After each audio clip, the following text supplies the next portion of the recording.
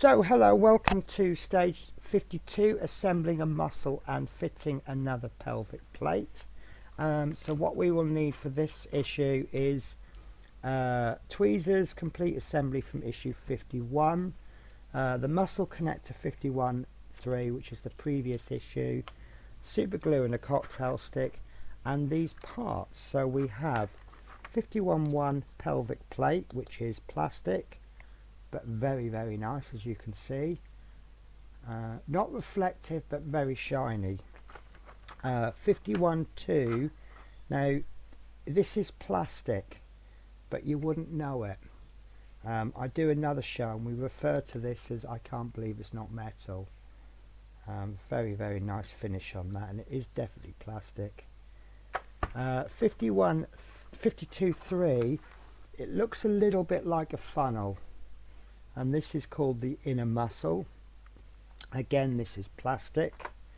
And lastly we have 52.4, which is a muscle cap, and for at least 2 episodes running, no more screws, which I find interesting. So step 1, we need to take the inner muscle, which is this one, the funnel type one, and we need the outer muscle, sorry. Now there's a wider and a thinner part. We need to be placing this into the wider part, and that's going to go in, oh I see, so that's going to go all the way through like that. So it's got this ability to get longer and get shorter. The next thing we want to do is to take 54.4, which is the muscle cap, just beneath the rim, which is here. Whoops. We want to just apply a little bit of glue. Now what's going to happen, that will be going into there like so. Why we need to apply this in the first stage, I don't understand, because we can do that without that attached. So that is a really good fit. So with glue, that's going to be an absolute fantastic fit. So what I'm going to do, I've still got some glue from a previous build that I've done. I'm going to tell you about a little cheat I do. Because these come in packs of 10, I do sit and I build all 10 at once. So as you can see, I've got, this is the spare packaging from the previous issue. So because this is a tight fit and it does squidge a little bit, I'm going to place the glue about 0.5 millimeter from the rim, and then trying not to touch the glue, and I'm just putting a layer all along. And as I say, I'm going, I don't know if you can see that very well. So the glue is being applied almost touching the rim, and I'll explain why in a moment. So as we apply that, not too thick. So as I place this on, because it's a tight fit, it's going to squidge that glue up, and then you see it hasn't come out. Just going to push that in as hard as I can. So obviously, being a tight fit, as it touches the glue, it squishes it up, and because we've got that little bit of a gap, it's I have actually got a little bit that squeezed through there,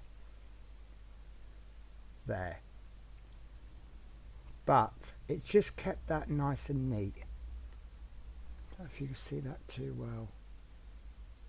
So, and that's glued in, so I'll place that back in as though I've never taken it out before. So that's step 3 and 4 complete. And then step 5, we need to glue this in the other end. Now I'm wondering, oh, do you know what, I was wondering if we'd have a problem there. So obviously this piece is falling out if we turn it the wrong way. We can get it back in, but what I was concerned about is that as we place this piece on, would that get trapped in there? But as you can see, it's just exactly the right height, and that's not falling out. So let's apply some glue onto this. Same principle as before. We're going to be placing the glue almost to the top.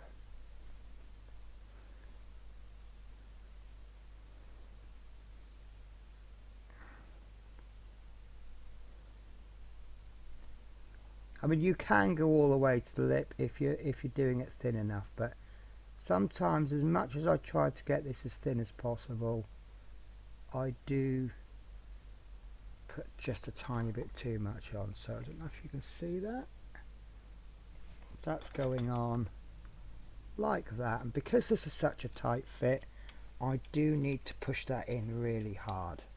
So let's check this glue here. That's not going anywhere, and that's not coming off.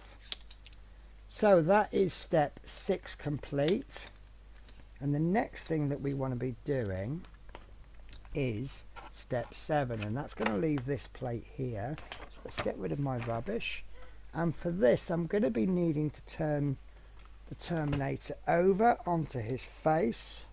So let's just reposition his arms just to make life easier for me. Now, it has been suggested that I remove his arm. I don't think that's an awful idea. I'm going to try and keep struggling with his arm until I just can't do it anymore. But yeah, I'm repositioning the arm so I can move him around. But like I said, it has been suggested to me that we remove the arm just to make it easier to work on. So what we need to be doing is identifying the 4 smaller pegs, which is here and there in the corners, and then on to step 9. We're going to be placing this onto here, and it's going to be going this way. So I do apologize, guys, this is the first time I've done this. So we have 4 holes there and there. These 4 holes, I don't understand why we've got 2 holes in the middle, but they're going to be covered up. So there we go. So I'm going to line that up like that, and then I'm going to push that in, and it doesn't say anything about gluing, and looking at mine, I would suggest it doesn't need glue. So there we go, guys, that bit's in place, and that looks to me as though the pelvis is now complete. So that's fabulous. I'm really happy with that. So let's bring an awkward looking Terminator back. So this is the completed stage 52. So we have this piece ready. So is this still going to go in there, do you think? Probably not now, is it? This is obviously going somewhere else. Yeah. So yeah, that's it, stage 52 done, guys. So we have another part made, but obviously last week we were left with this part, now we're left with this part. So that's coming along really nicely. And yeah, I'm looking forward to the next stage, which is stage 53.